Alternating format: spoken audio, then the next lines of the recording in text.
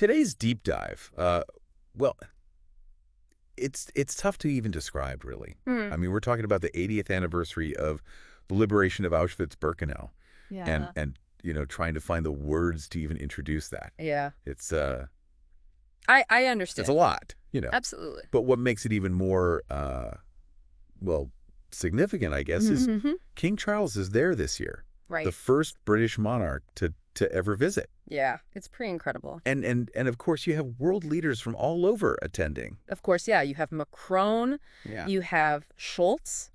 Right, all these dignitaries. Yeah. But it's important to remember that the real focus, I think, Yeah. should be on the survivors For sure. who are there Absolutely. to share their stories. Yeah, to make sure we never forget. Exactly. So let's try to unpack this, Yeah. this historical event and what makes it so impactful even 80 years later. Yeah. So maybe we can start with just like the basics, what was Auschwitz-Birkenau? Okay, so Auschwitz-Birkenau. I know it was a Nazi concentration camp, but Right, it was the largest one right. during World War II. Okay. And it wasn't just one camp.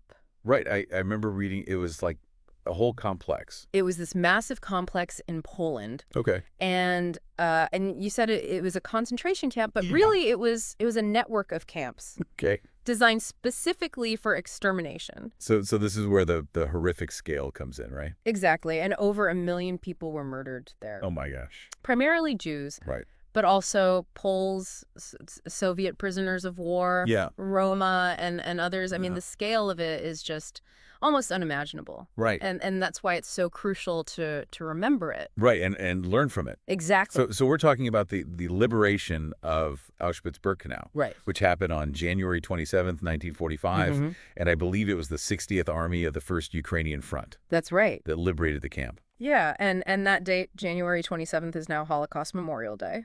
Right, of course. It's observed annually all over the globe. Yeah.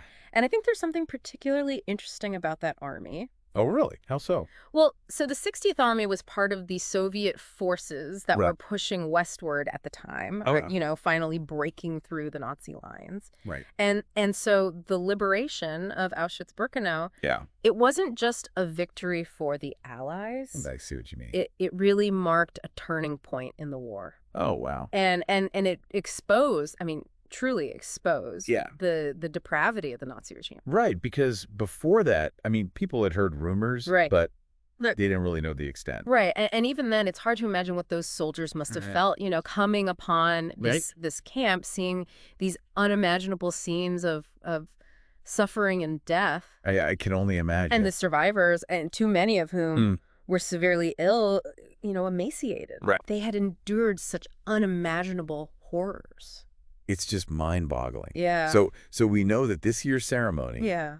is taking place right in front of those gates. Right. Those infamous gates. With that inscription. Arbeit macht frei. Right. Work sets you free. Such a chilling It's chilling. deception, but it is. it was a false promise. Yeah. Deliberately cruel, Right. designed to dehumanize the prisoners. Yeah. Just think about standing in that very spot 80 years later. Oh, my gosh. Knowing the weight of history behind those gates. Yeah, it must be. I'll send chills down your spine. Yeah. So we've got King Charles, Right. President Macron, Chancellor Stoll. Real many world leaders. It's powerful to see them all gathered there, Yeah. especially alongside the survivors, to honor the memory of the victims. Yeah, and to acknowledge the shared responsibility to prevent this from ever happening again. Right. Yeah. And there's that one image that really struck me. Oh, The survivors placing lights in front of a train carriage. right. It's just such a poignant symbol. Yeah, for so many prisoners, that train journey was their last glimpse of freedom. Right. Their first encounter with the stark reality of the camp. Wow. Yeah, that's a really powerful way to put it. Yeah. And like you said, Yeah. it's so powerful to see those world leaders standing alongside the survivors. Absolutely. Acknowledging that shared responsibility Yeah, to remember and to prevent such atrocities from ever happening again. exactly. And it's especially significant that King Charles chose to be there. Oh, for sure. The first British monarch Yeah. to ever visit Auschwitz-Birkenau. Right. He said, I feel I must go for the 80th anniversary. It's so important. And what do you think his visit symbolizes? I think it sends a really powerful message about the importance of remembrance and the UK's commitment to confronting this dark chapter in history. You know, some might see it as a symbolic gesture. Okay. But I think it can also be interpreted as a step towards greater understanding and reconciliation. Okay. Yeah, I see what you mean. You know, recognizing that shared responsibility to learn from the past. For sure. Yeah. And after the ceremony, King Charles is going to walk through those gates and view the confiscated personal items that belong to the victims. Wow. And that really gets me because it brings the human impact of the Holocaust into such sharp focus. Right. You know, just everyday objects, shoes, glasses, combs. They remind you that each victim was an individual. Right, with their own story, hopes, and dreams. It's a powerful way to connect with the human cost of this horrific event. Absolutely. And he's also laying a wreath at the death wall. Right. Can you tell us about that location? Yeah, so the death wall, also known as the execution wall, was where thousands of prisoners, mainly Polish political prisoners, were executed by the SS. Oh my gosh. And it just stands as this stark reminder of the brutality and ruthlessness of the Nazi regime. That must be a chilling place. It is a chilling place. But it's essential to confront that reality. Absolutely. Right, to honor the victims and to understand the full scope of what happened. Right. So much to reflect on here. Yeah.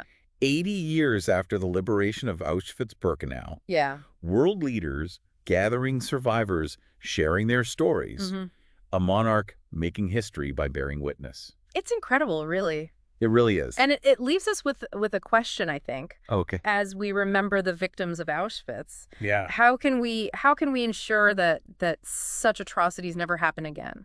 You know, what can we do individually and collectively? Exactly. To learn from this and prevent it from ever happening again? That's the question we need to keep asking ourselves. Yeah, that's something for all of us to think about. For sure. Thank you. Yeah.